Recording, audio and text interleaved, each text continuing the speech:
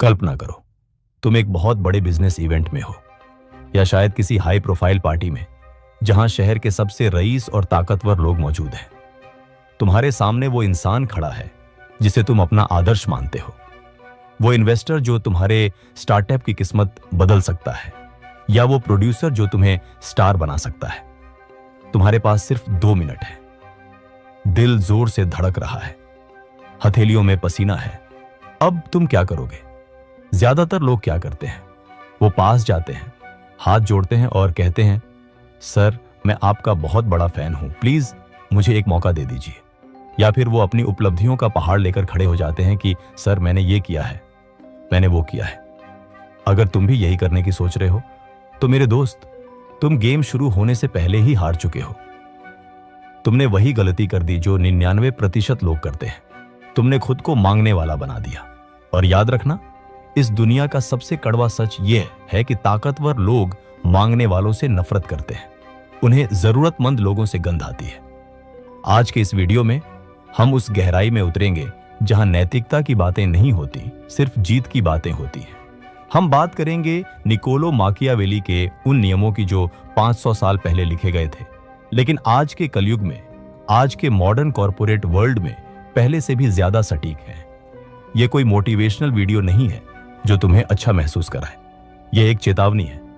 यह एक road map है उस सामाजिक जंगल का जहां या तो तुम शिकारी हो या फिर शिकार। असली खेल यह नहीं है कि तुम क्या बोलते हो, असली खेल यह है कि तुम सामने वाले के दिमाग के साथ कैसे खेलते हो।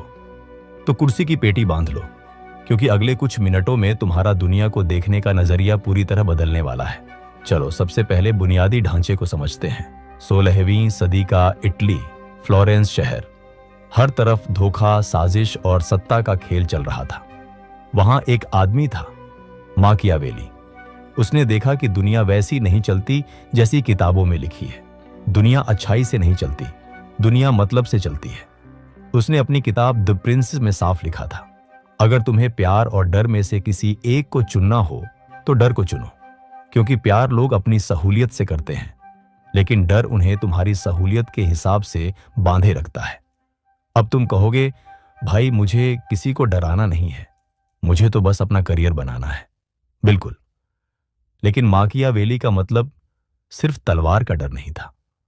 आज के जमाने में डर का मतलब है तुम्हें खोने का डर, सम्मान का डर। जब तुम किसी ताकतवर इंसान के सामने जाकर गिड़गिड़ाते हो तो तुम उसे क्या संदेश दे रहे हो? तुम कह रहे हो कि मेरे पास कुछ नहीं है और आपके पास सब कुछ है। तुम खुद को एक बोझ बना लेते हो। और अमीर लोग, व्यस्त लोग बोझ नहीं ढोते, वो उसे झटक देते हैं। तो पहला नियम, और इसे अपने दिमाग में लोहे की लकीर की तरह छाप लो, कभी भी अपनी जरूरत मत दिखाओ, हमेशा अपनी उपयोगिता दिखाओ। इसको एक उदाहरण से समझते हैं। एक लड़का है, नाम है राहुल। राहुल एक बहुत बड़ी कंपनी के सीईओ से लिफ्ट में मिलता है। राहुल तुरंत शुरू हो जाता है, सर मेरी सैलरी बहुत कम है, मैंने एमबीए किया है, प्लीज मुझे प्रमोशन दे दीजिए, मेरे घर में बहुत दिक्कतें हैं। सीईओ मुस्कुराता है, सर हिलाता है और लिफ्ट से बाहर निकलते ही राहुल का नाम भूल जाता है। क्यों? क्योंकि राहुल ने अपनी समस्या बताई। सीईओ को राहुल की समस्या में कोई दिलचस्पी नहीं है। सीईओ को सिर्फ अपनी समस्या में दिलचस्पी है। वहीं दूसरा लड़का है विक्रम।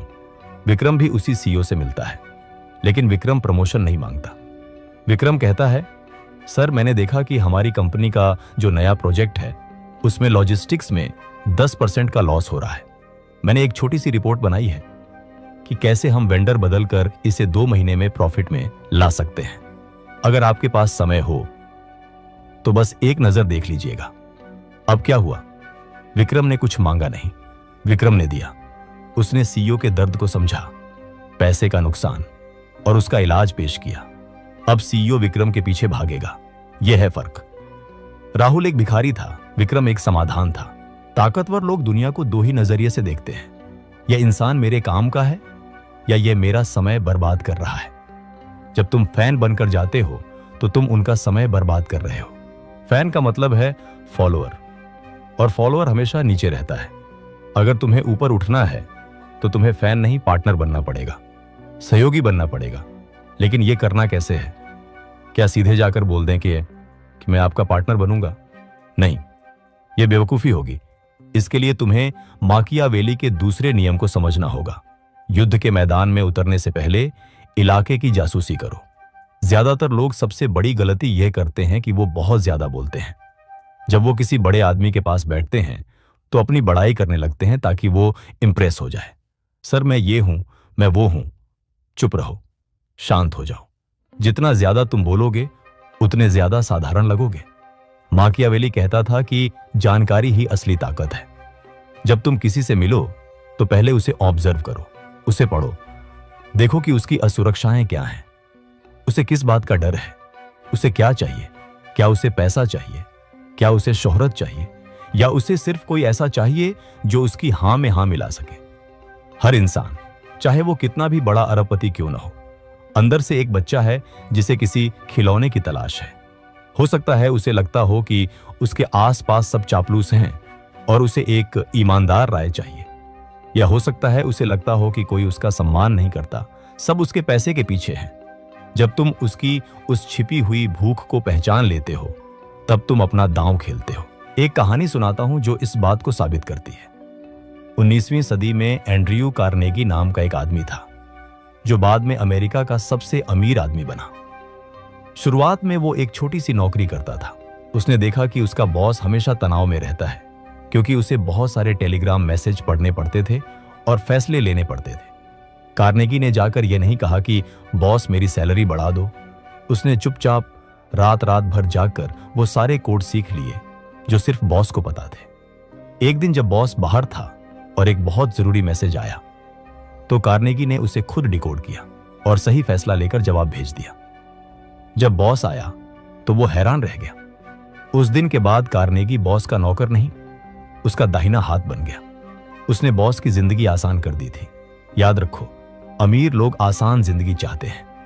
अगर तुम उनकी उलझनों को सुलझा सकते हो तो वो तुम्हें मुंह मांगी कीमत देंगे, लेकिन अगर तुम खुद एक उलझन बनकर जाओगे तो वो तुम्हें काट देंगे।